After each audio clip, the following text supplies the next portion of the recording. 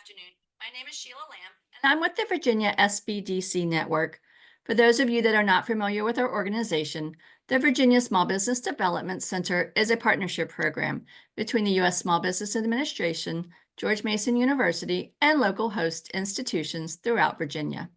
With 26 locations across the Commonwealth, we provide training and technical assistance to small businesses in their local communities. Our one-on-one advising services are available at no charge. Today's webinar, Intro to State Government Contracting with SBSD, is presented by the Virginia SBDC Network in partnership with the Virginia Department of Small Business and Supplier Diversity. We are recording today's presentation, and it will be posted on our website, virginiasbdc.org. Due to the large number of participants, everyone's microphone is muted and the chat feature is turned off. But if you have questions during the presentation, you can type those into the Q&A box, and we will address them at the end of the session or possibly during, depending on the number of questions we receive today. We have also enabled the live transcript function, which you can show or hide via your own meeting controls. And now it is my pleasure to introduce our presenter for today's session, Chris Lay. Ms. Lay has worked with small businesses since 2007 when she joined a small woman-owned marketing company, Asian Marketing Services, as the Director of Business Development. She started the SWaM mentoring program and the Entrepreneur Roadmap program at Northern Virginia Community College. She was a marketing consultant at the Business Development Assistance Group, a nonprofit organization dedicated to helping minority business owners. In 2016, she joined the Virginia Department of Small Business and Supplier Diversity as a business services manager, covering the Northern Virginia region. She continues to work with aspiring entrepreneurs and small business owners to get them ready and into the Commonwealth of Virginia's procurement system by providing training, workshops, and one-on-one counseling sessions. Please join me in welcoming Chris Lay. Thank you, Sheila. Thank you for hosting this webinar. Hello, everyone. I hope you're all doing well. Again, my name is Chris Lay, and I am with the Virginia Department of Small Business and Supplier Diversity. My colleague, Angela Barber, is also here with us. She covers the Virginia Beach Hampton Roads region. So if you're in that area, she's your person. So when we get started, I'm just going to turn off my video so you can pay all your attention to the slides and not look at me with my funny faces and hand gestures when I speak. So let's get started. For those who have not heard of our agency, the Virginia Department of Small Business and Supplier Diversity is your small business agency here in Virginia. We provide education, assistance, and access to capital. And we're here to support you and aspiring entrepreneurs become successful business owners. So we have 4 divisions. The Virginia Small Business Financing Authority is our financing arm. They provide direct loans, credit enhancing programs, and bond and grant programs. I am with the Business Development Outreach team. Our team works with businesses across the Commonwealth, offering one-on-one business counseling, various types of training events and workshops, and we collaborate with all of our resource partners in each of our regions. We are the certifying agency for the SWaM and DBE certification. The SWaM certification is Virginia's small business program. It is for small businesses, micro-sized businesses, women-owned and minority-owned businesses. The DBE certification is a federal disadvantaged business enterprise certification, and it's very specific. It's for those businesses interested in work on transportation projects that uses federal funds. And then we have our Sourcing and Compliance Division. They work with buyers and other agencies across the Commonwealth to make sure that those agencies are strategically sourcing small businesses on state contracts. This division also ensures agencies in the Commonwealth comply with the 42% aspirational small business goal. In case you didn't hear that correctly, that is a 42% goal for the Commonwealth to spend with SWaM certified businesses. So what's the first thing you have to do, and really the requirement if you want to get into state government contracting? You have to register your business in EVA. That's the first thing you need to do. You have to register in our state procurement system. EVA stands for Electronic Virginia. So what is EVA? Like I said, it is a procurement portal, and everything you need to know about state government contracting can be found on the EVA website. It is a tool used by over 245 state agencies, colleges, and universities, as well as some local governments. And most of the governments up here in our local area, Northern Virginia, do use EVA. It's where you're going to find the opportunities, you can do your market research, and you also respond to opportunities and submit bids there.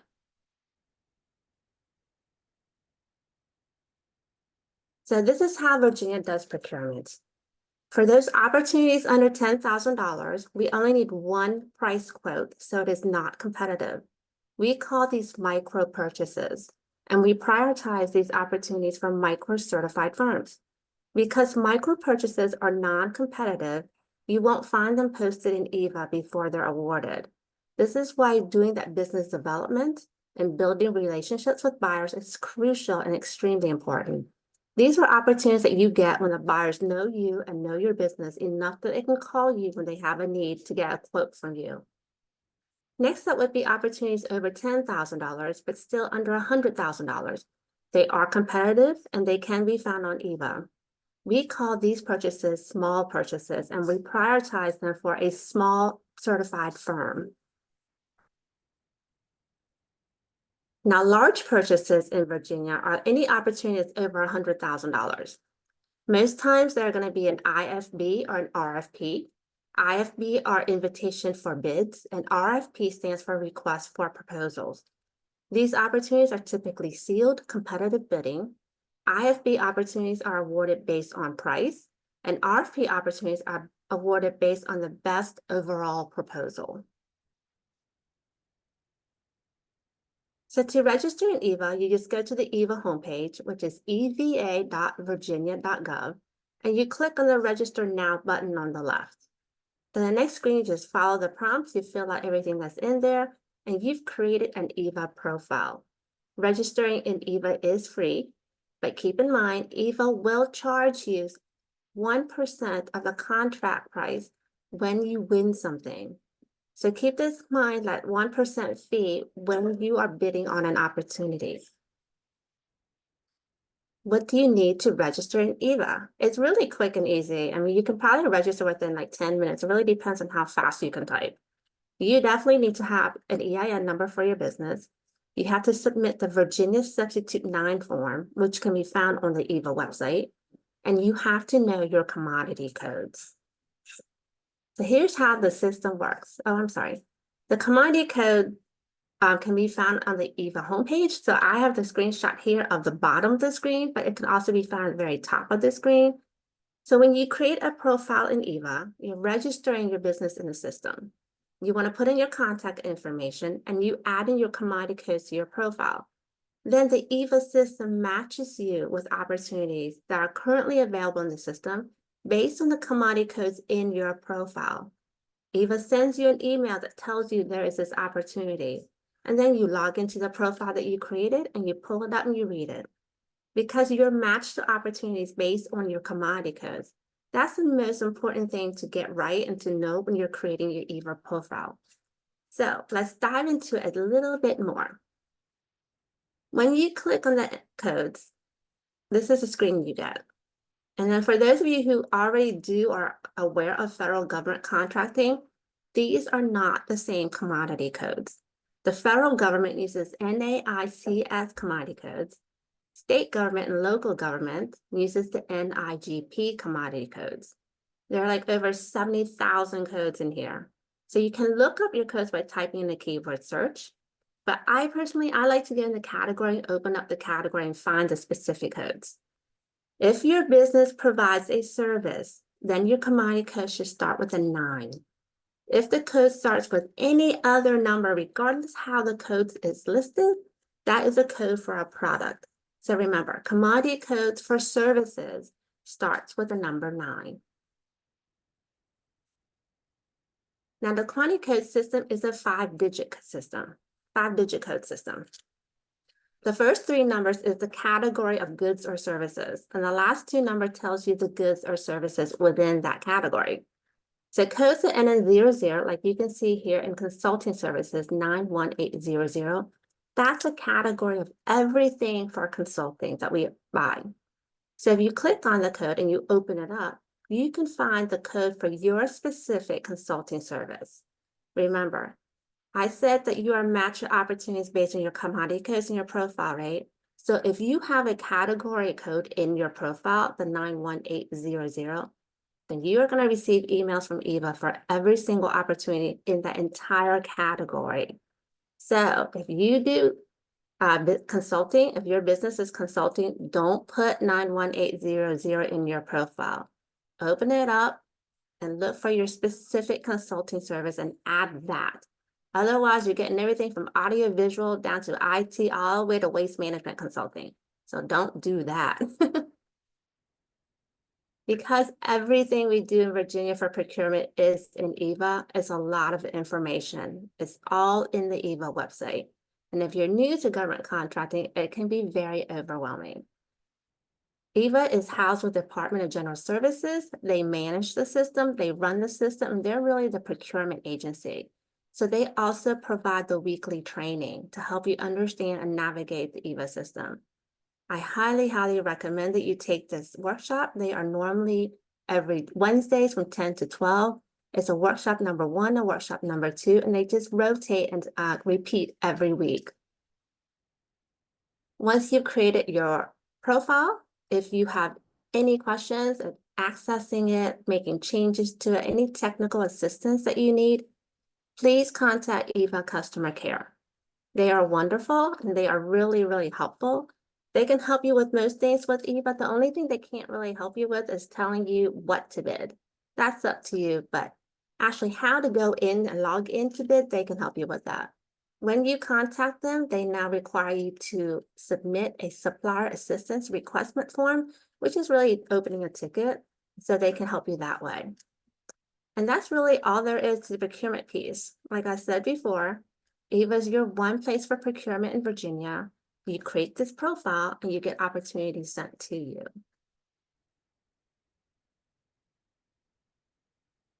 To help small businesses get into government contracting, SBSD offers 2 certification programs, the SWaM certification and DBE certification. First, let me start by saying certification is not required to do government contracting in Virginia. You don't have to be SWaM certified in order to register your business in EVA, to get the opportunity sent to you, or to bid on anything. There are many, many businesses who are currently doing business with Virginia who are not SWaM certified.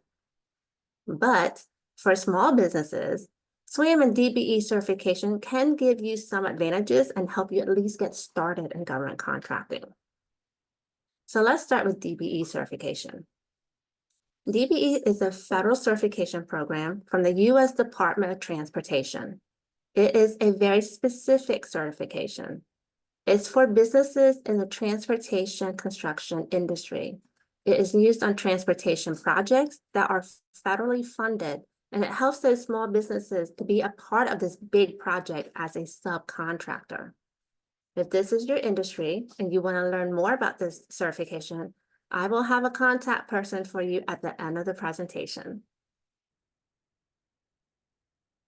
Now, SWaM certification. This is for businesses in all industries, not just transportation.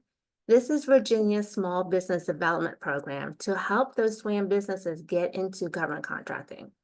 SWaM stands for Small Business, Women-Owned, and Minority-Owned Businesses, and it also includes a micro-sized business.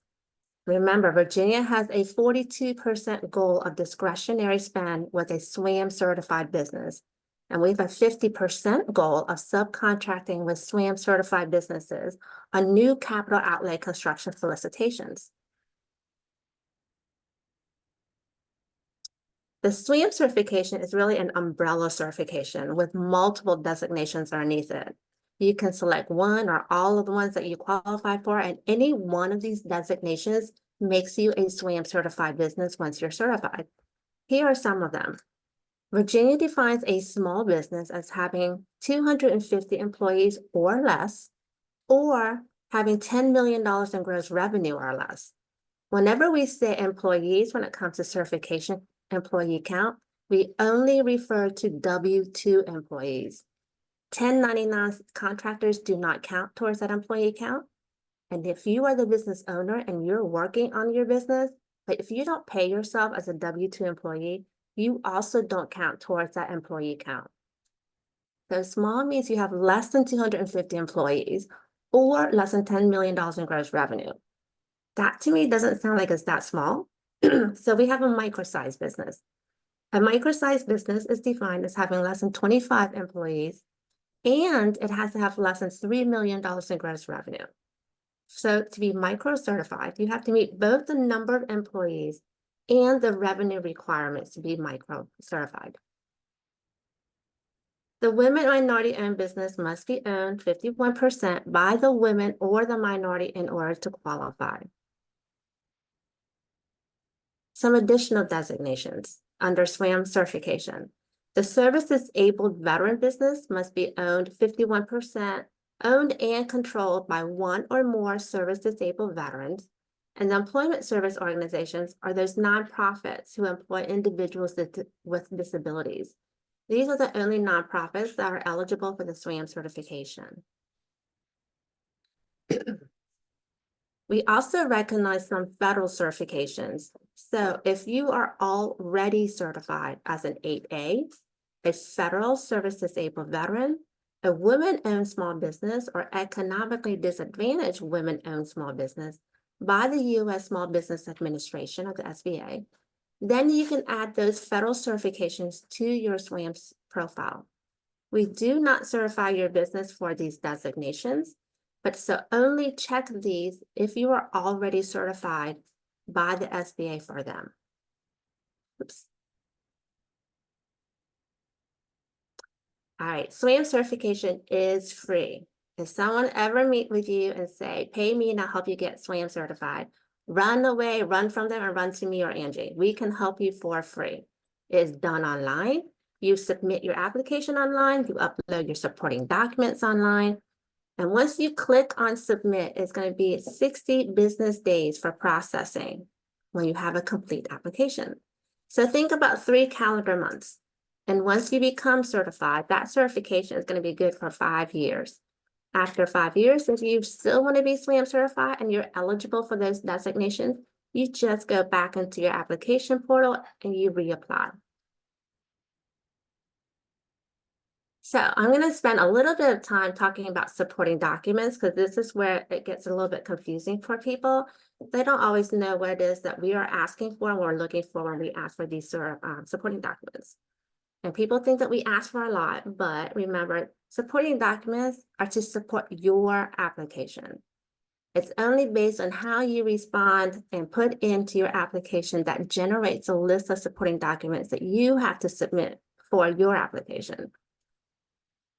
Now, depending on the designations that you select, there may be some additional documents that will be required. The 4 you see in the screen is going to be required for every business. The proof of ID really is just a copy of your driver's license.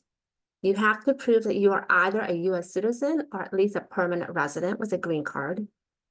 You have to prove this business belongs to you, and that documented proof of owner's contribution. That means that a big business did not create a small little business, put you in front of it and say, hey, certify me because I'm a small business. No. You have to prove to us that you use your own funds, your personal funds, to create this business.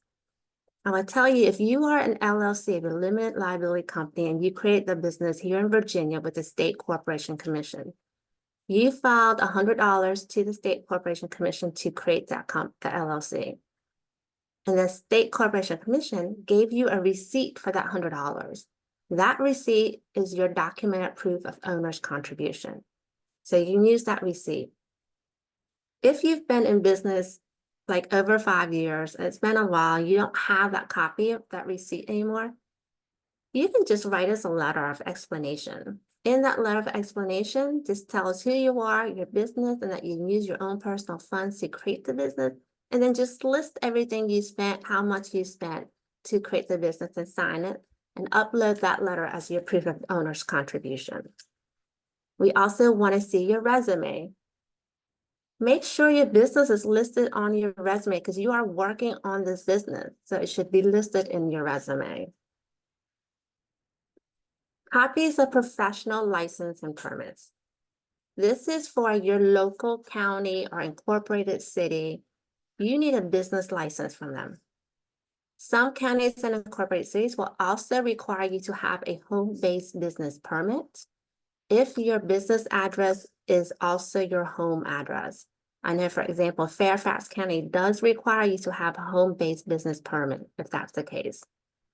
In addition to those two, if you're in an industry that is regulated, for example, construction contractors, insurance agents, professional engineers, architects, realtors, you have to be licensed in those industries because they're regulated. We also want to see your license for that. Now, 6 and 7, that is only going to be requested of you if you put in your application that you had revenue. If you put in your application that you had revenue for the past year or 2 years ago or 3 years ago, if you had any gross revenue, we want to see your business tax return. If you put in your application that you have W-2 employees, we want to see all 4 quarters of your Form 941 filing. And remember, we only define employees the way the IRS does. It's a W-2 employee. Owners who work in the business, unless they are treated as a W-2 employee, does not count towards that. If you are a corporation, this is also the additional documents that you will have to submit. If you're a stock corporation, then you have to submit both sides of a stock certificate and your stock ledger, even if none of the stock have been issued. If you are a limited liability company, that articles of organization is the name of the form that you submitted when you created the LLC. When you submitted the articles of organization, the State Corporation Commission gave you the certificate of organization. And then the operating agreement, that's something we require from limited liability companies of any LLCs with more than 2 owners or more. If you are the single owner, you're the only member of this LLC, and you don't have an operating agreement, that's fine. You just write us a letter of explanation and tell us you're the only owner of this business and you don't have an operating agreement. Sign that letter and upload that letter as the requirement for the operating agreement. If you are a sole proprietor, franchise, or partnership, we also require these documents. Now, I've included some screenshots in the next couple of slides, just so when you receive the slides, you can have this for reference. When you get to that link that's on the screen to get to our certification portal, this is what you're going to see. You can access the certification portal either from that link at the top or from the SBSD homepage under certification application portal. If this is your first time into the certification portal, then you simply make up a username and password. And the first thing you're going to do is to register that username and password on our system. And then you're going to click register, okay? Because the first step is to register your username and your password. Once you click on register, you fill out everything on the screen. You put an email in there, and we are going to send you an email that looks a little bit like this, because we want to make sure you're not a robot. You click on confirm your account, and it takes you back to the login screen. You will notice this time that the login screen does not have the option to register, because now you're going to put in the same username and the same password that you registered before, but now you're going to log in.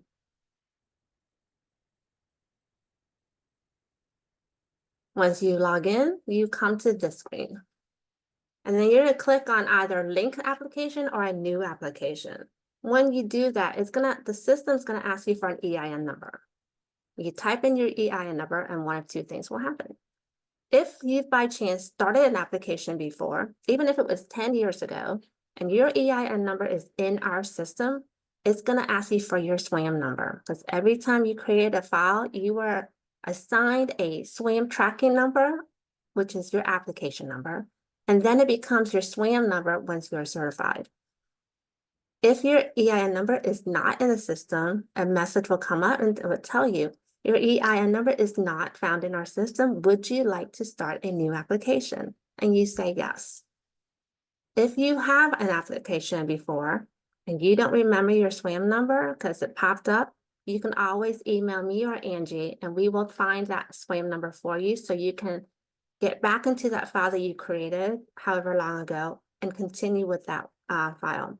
You can only have one profile per EIN number on our system. The system will not allow you to create a second file under that same EIN number. So this is what the application looks like. This is the very top of it.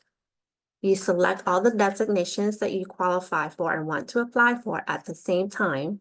And then you just scroll down and answer everything in the application. It's really quite fast. So you can probably do this application in like 10 minutes. And really depends on how fast you can type. But it's not hard and it's very quick. Once you're done with this and you get to the next screen, then it's gonna give you a list of all the documents that it wants you to upload and submit. And it's gonna be depending on the application itself. Now you will notice on the screen that there's only one upload field for each document requirement. So for the proof of ID, which is basically your driver's license, if your business has more than one owner, say, for example, you have 3 owners in this business, so you have to submit pictures of 3 photo ID, like your driver's license. You have to scan all 3 photos, all 3 files as one file so you can upload it into this one field.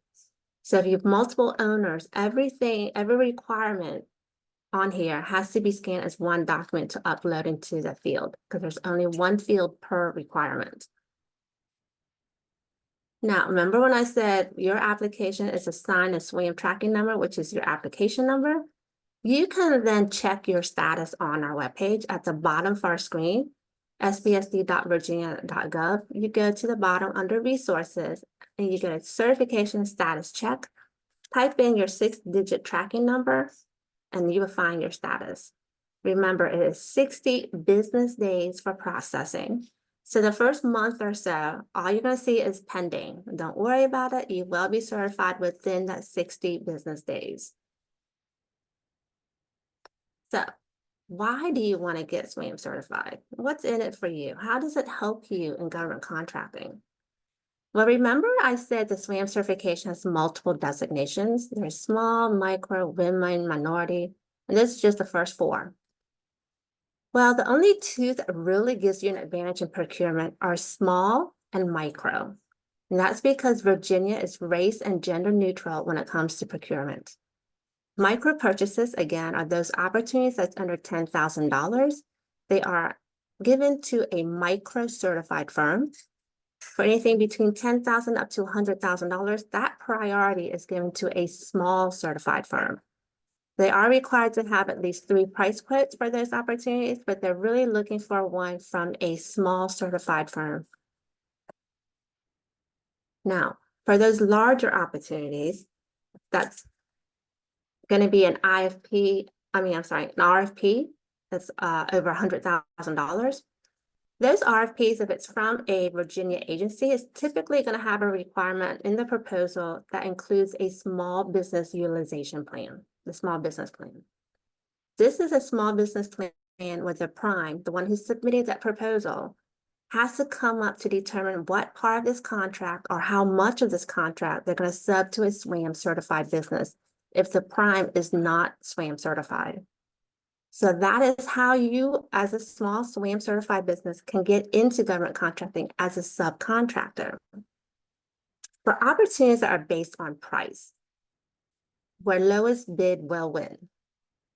If, however, you are a micro or a small certified business and your price quote is within 5% of the lowest bid from a non-SWaM certified business, you actually win the opportunity. I'll give you an example. Let's say I'm big business and Sheila is a SWaM certified business. We both bid on something. I bid $100. Sheila would bid $105. Even though lowest price normally wins, in this case, because Sheila is a SWaM certified business and her price quote is within 5% of the lowest bid from a non-SWaM certified business, she actually wins with $105, even though it's not the lowest price. So as a SWaM certified business, you have a little bit of wiggle room because we understand that small businesses cannot always compete on price against a big business. Remember, we have a 42% discretionary goal to spend with a SWaM certified business. We also have a 3% spend goal with service-disabled veteran businesses. I don't have the final numbers for fiscal year 24 yet, but I can tell you at fiscal year 23, the Commonwealth was at 33.5%, just shy of our 42% goal. So I think that's pretty good. We didn't quite make it, but we did pretty well. So this last slide is what you've been waiting for. Here are your contact information. If you have questions about any of the financing programs that we have, please reach out to Karen White. She is the regional lending manager and can help you and answer all your questions about any VSBFA loans. If you're interested in the DBE certification and you want to be DBE certified, please reach out to Richard Gordon. He is the DBE guru here in Northern Virginia. For all other business assistance, including SWaM certification application assistance, feel free to reach out to me. So please think of us, the SBSD, as your first step for business resources. And that is the end of my presentation. Thank you so much for your time, and I will take questions now.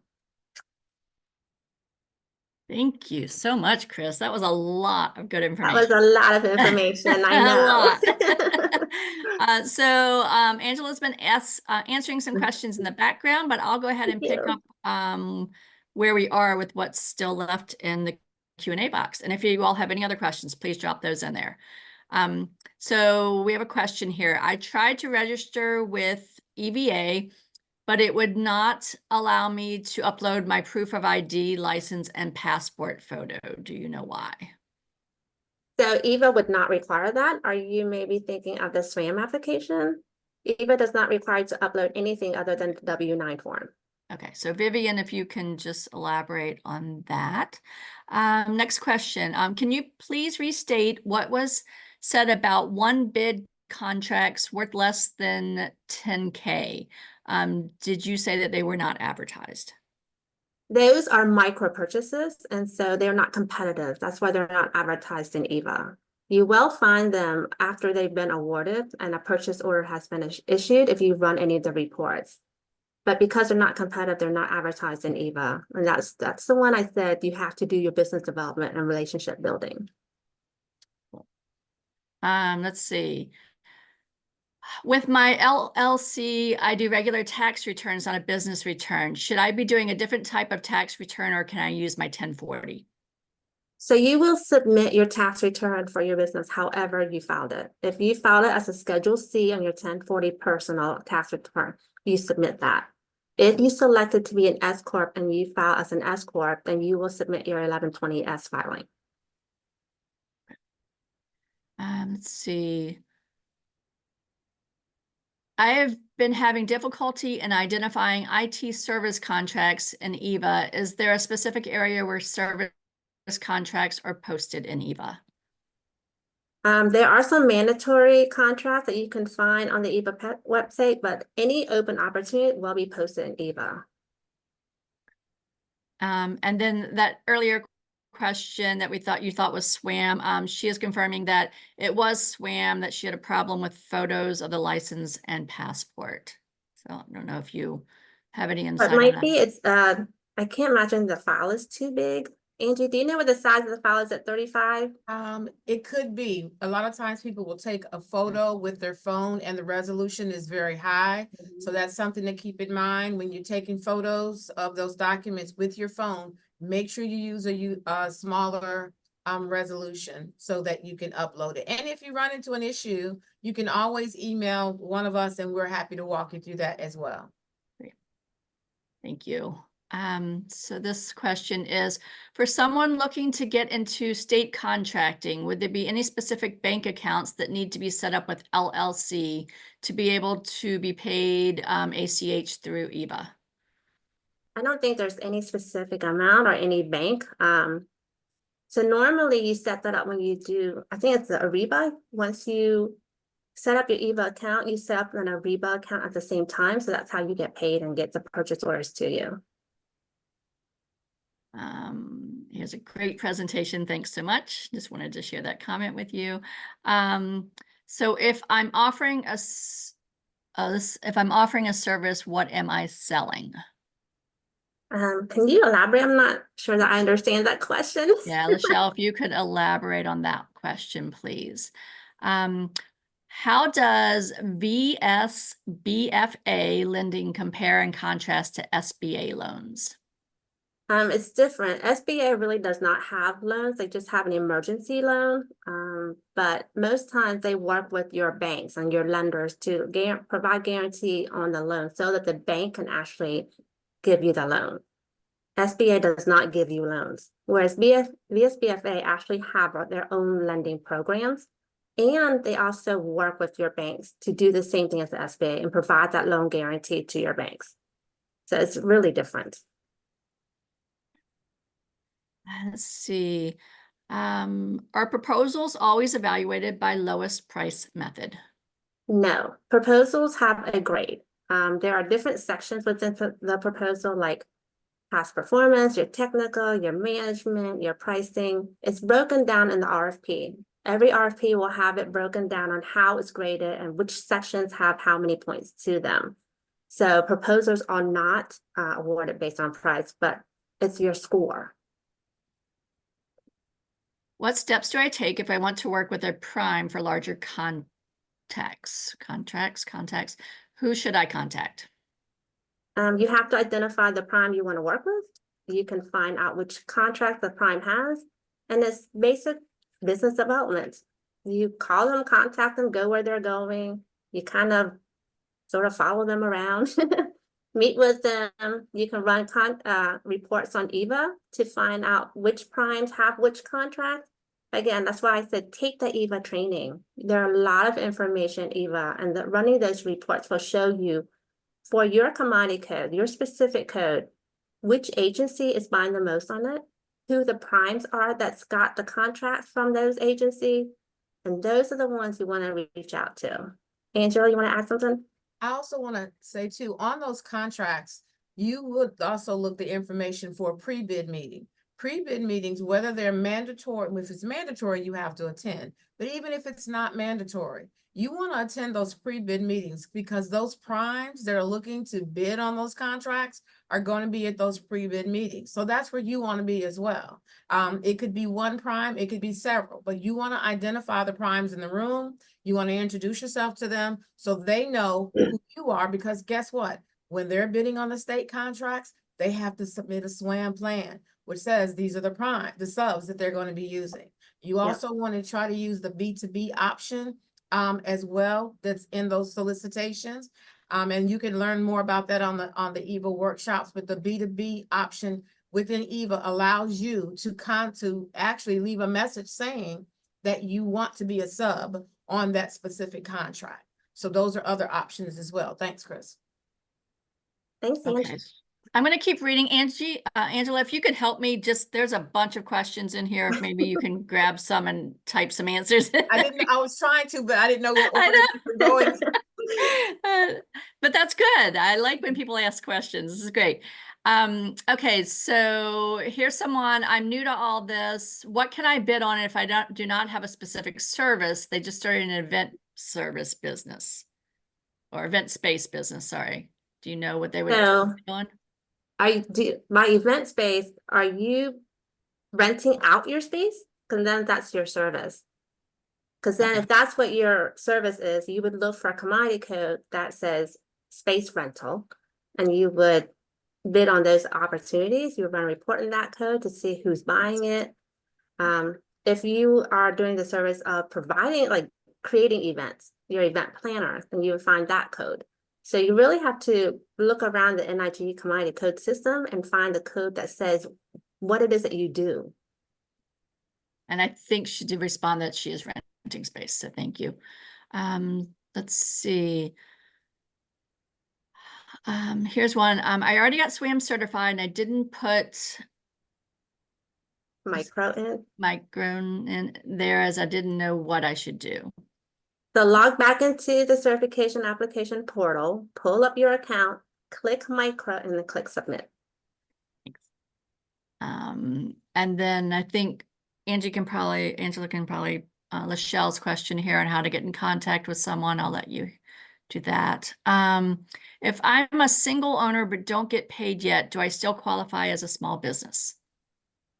If you have less than $10 million in gross revenue, if you have less than 250 employees, then you qualify as a small business. Those numbers are maximum numbers, not minimum numbers. So you can have no employees, no revenue, and be certified as a small because you're a small business. Is there a specific process for unsolicited proposals? That would be called business development. That's why you take the EVA training. Learn how to run those reports. Find the buyers, find the agencies that's buying what it is that you're selling, whether it's a good or a service, and then reach out to those buyers, reach out to those agencies, or reach out to the primes who's got the contracts. Take the EVA training. It's very, very helpful. And then after that, you still have questions. And I tell you, the person who's doing that training, Kim Pritchett, she's really, really good. She's incredibly knowledgeable. So if she can't answer something or didn't get to your question, you still have questions afterward, you can reach out to SBSD. How do we identify micro purchase opportunities for our small business?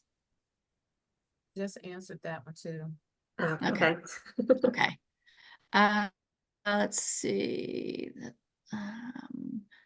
I was able to submit my SWaM application, but I just realized that my resume does not mention the name of my business. What should I do? I wouldn't worry about it. Depends on the designations you applied for. If you are applying for women-owned and you're a woman, but you're not showing that you're working on the business, then that might be a problem. But if there is a problem, the certification officer will email you asking you for clarification or to submit additional documentation. My business partner and I created an LLC last year, and that LLC purchased an existing business. Although the new LLC and EIN have not had 2 years of tax returns, are we still able to apply for the SWaM certification? Yes, there's no minimum time in service. So you don't have to have your business running for X amount of years. You could have just started your business and apply for SWaM certifications. You mentioned a 42% set aside for small businesses in Virginia. However, we get stuck as new entrants with no past performance. Does SBSD do any matchmaking with primes? So we don't have matchmaking events. We leave that up to mostly the chambers. What we do are conferences, symposiums. We do a lot of large scale events where primes will attend, and that's a great way for you to network with them. I would say look at the chambers. They do a lot of matchmaking. There's a lot of GovCon events, especially here in Northern Virginia. I will also say, where was it? For some opportunities, even if you don't have past performance, but the owner has past experience. For some opportunities, that might be good enough. Some buyers may accept a past experience in lieu of past performance. As long as you clearly label as past experience, it might be good. If I choose a code, doesn't that limit me to contract opportunities? For example, if I wanted to do janitorial services and office supplies, or should I create a different LLC for each code? That's a business decision that you have to make. You can have one business and have different business units that does different services or provide different goods. If it's all under the same EIN number for the same business, then you just put in every single code that that business does into your profile. And then you'll be matched up with both janitorial services and office supplies. How do I go about finding a lender that will work with my business? You shop around. That's like any other commodity. A loan is like any other commodity. You shop around. Reach out. Depends on where your business is located. Reach out to me or Angie or one of the other business services manager in your region, and we can give you a list of lenders that we have worked with who we know work with small businesses. Do you have any general advice for young entrepreneurs? Be persistent, and congratulations. I'd love Exactly. to see Still y'all in in Commonwealth. college too, Matt. Yeah, Congratulations. but you've got to be persistent. It's not going to be, running a business is not easy. And if you're going to do government contracting, it's not a sprint. It is a marathon. You guys just stick with it. And guess what? SBSD is here to support you. So come to us for any assistance. So many resources out there, right? Yes. Okay, let's see. So here's one. Lachelle, I think she was following up earlier. Angela, have you answered that? Yes, see I that? did say that she could email me directly, but then I see she put another question in. So I'll go back and I'll respond to that question. Perfect. With her. I'm Thank you. responding to the one on us being a subcontractor. So I'm responding on that one. Okay, thank you so much. So let's see. What if I have two businesses? Should I apply for two different SWaM certifications? If the businesses have different EIN numbers, then yes. It is, the SWaM certification is tied to your EIN number. So how about this one? So I'll read the specifics, but I think the question basically is how you can see what awards have been granted. So I'm looking to offer software development services with a small team of 4 developers. How can I see what awards have been granted? Again, it's going to be an EVA, and you can search for awarded opportunities. Take the training. Kim will show you how to find that information. Everything for procurement is really public information, and it's all going to be in EVA. You just have to know how to navigate the system and find that data. And that's why workshop number 2 is really, really good. Yeah. When registering an EVA under LLC classification, should I select disregarded entity because I'm an owner operator? A disregarded entity is a tax terminology. If you are the only owner of the LLC, then the IRS classifies you as a disregarded entity. So select that if you're the only owner, if you're a single member LLC. I think this is probably in your slides. Someone's asking if you can provide the link to EVA trainings. Are they in your slides? If not, we can definitely add them to the follow-up email that will go out. I can tell you where it is. Just get to eva.virginia.gov, and on that homepage, scroll down until you see this big box that says events. Just click on that, and it takes you to their calendar of all their training. Okay, if you say that again, I'll drop that into the chat. eva.virginia.gov. And you scroll down to see this box that says events on the right. 2 event boxes on the right. Okay, hopefully that helps. Assad, that was your question. So I dropped in the chat the link, and then you go to the event boxes on the right. Do I have to be a resident in Virginia to get certified in SWaM? Not you per se, it would be your business. And I'm going to drop in the chat the link to the actual calendar of training. Oh, that's fabulous. Thank you. If you are a business that is headquartered out of Virginia, out of state, it doesn't matter where you're incorporated. You can be incorporated anywhere, but it's where you consider to be your headquarter office. If you're headquartered outside of Virginia, depending on the state that you're in, you may or may not be eligible. And if you're eligible, you may have certain restrictions or requirements. So reach out to us and we can tell you, or actually on our homepage, I will put that in the chat of what you have to do depending on the state where you're headquartered. Will the counseling that is offered help you step by step in bidding and creating contracts? So we don't do that kind of technical assistance for procurement. I will suggest that you go to the Apex Accelerator. So I just put in the chat, that is the link to the out-of-state SWaM requirements. So if you want to learn how to write proposals, go to Apex Accelerator, and they provide training on how to write proposals and understanding RFPs. They're really good at providing that training.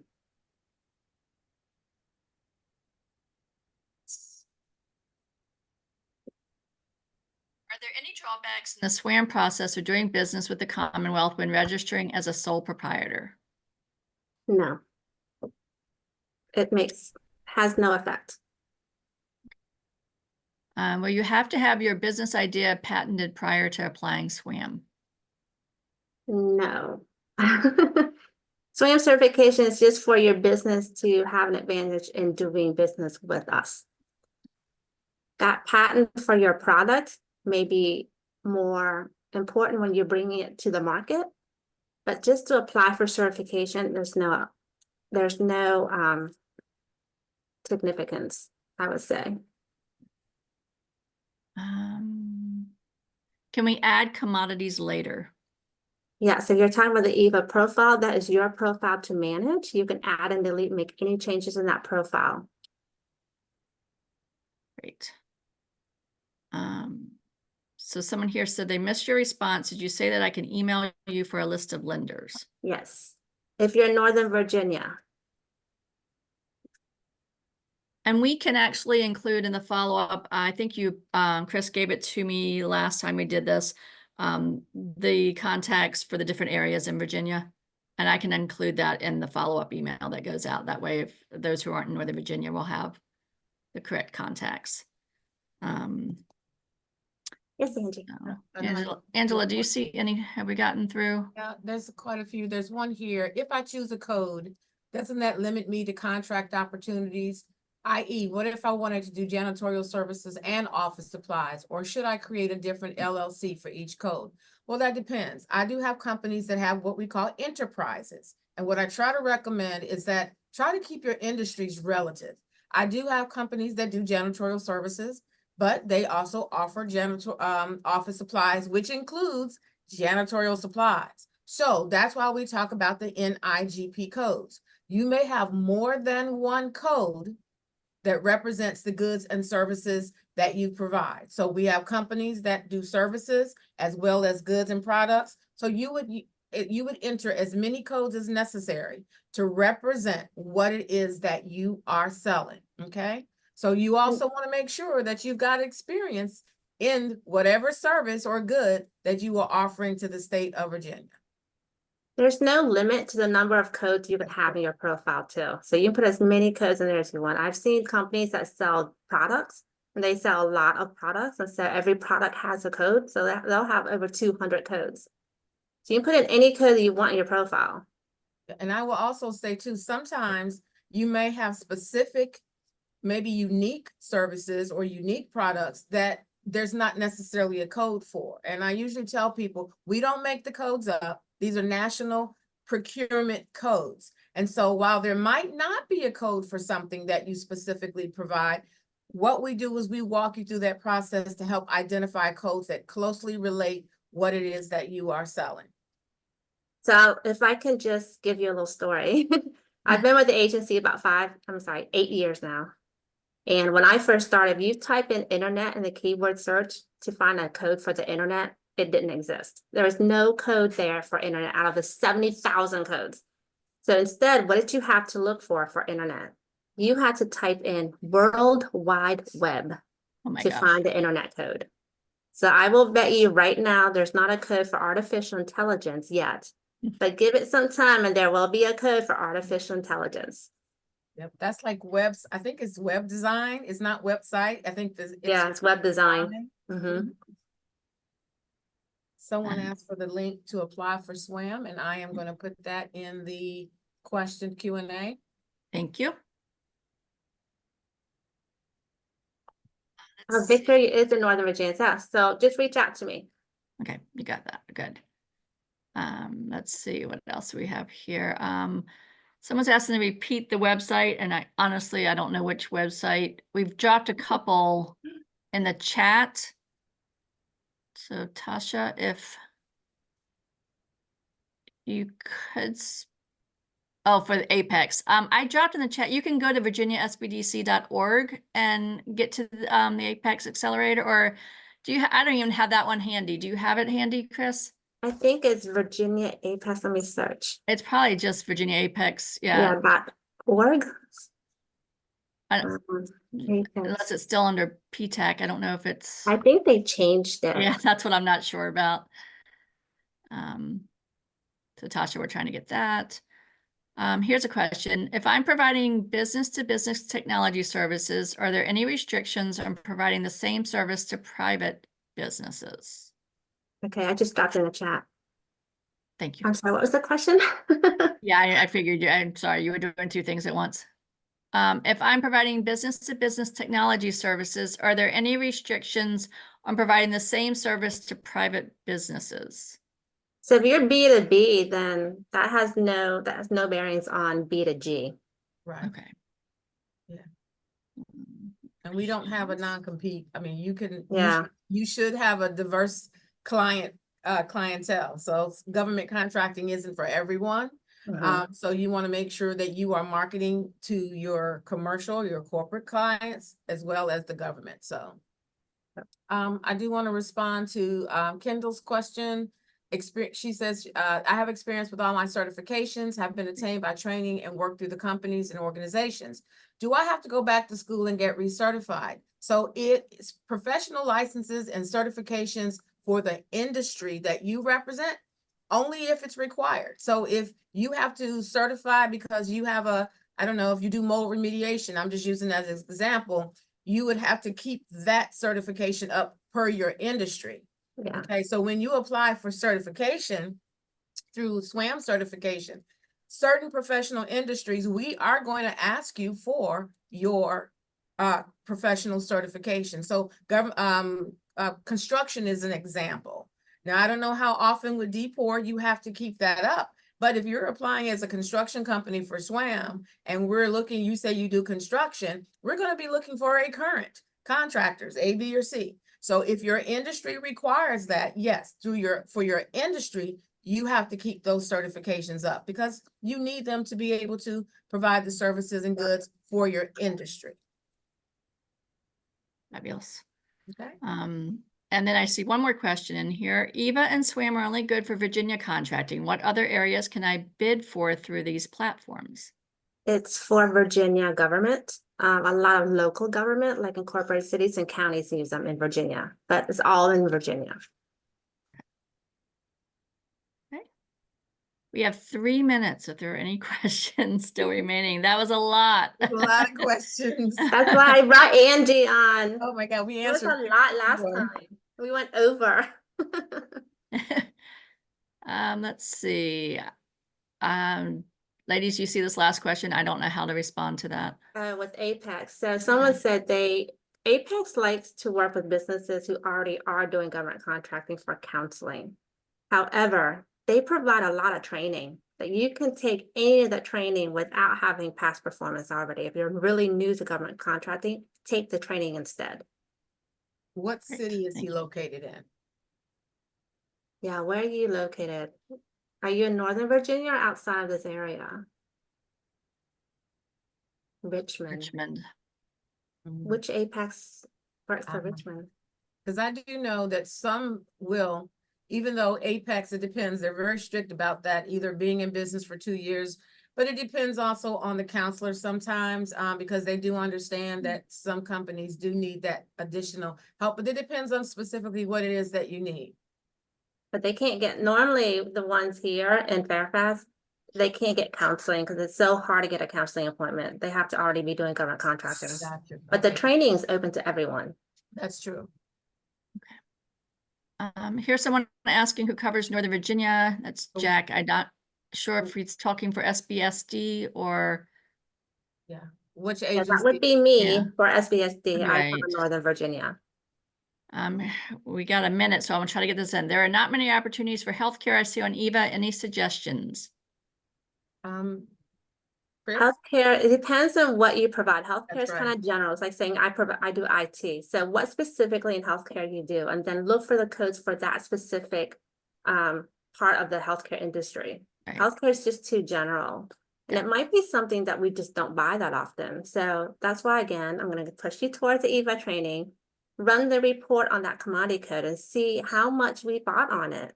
Maybe that's not something you should do government contracting right now because we don't buy enough of it to sustain your business. Okay, I'm going to just ask this one other question. This person is in California. Can they register in SWaM?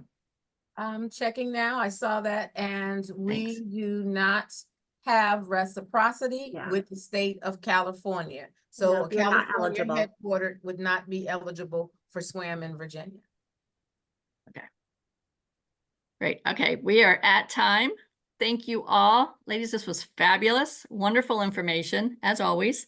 And then just everyone, if you have any other questions, you will be able to follow up with either one of these beautiful ladies afterwards with your questions. An email will go out soon, so you'll have their contact information. So thank you, Chris. Thank you, Angela. Thank everyone who attended today. Reminder, you will receive an email within a couple of days with a link to the recording and to the slides. If you would like to sign up for upcoming webinars or access recorded webinars, please visit virginiasbdc.org/training. This webinar and other SBD resources are designed to be used in collaboration with your local SBDC advisors. You can sign up for a free and confidential session by emailing help@virginiasbdc.org or via our website. We hope to see you at our next session. Take care, everyone. Thank you, everyone. Thank you, Sheila. Bye.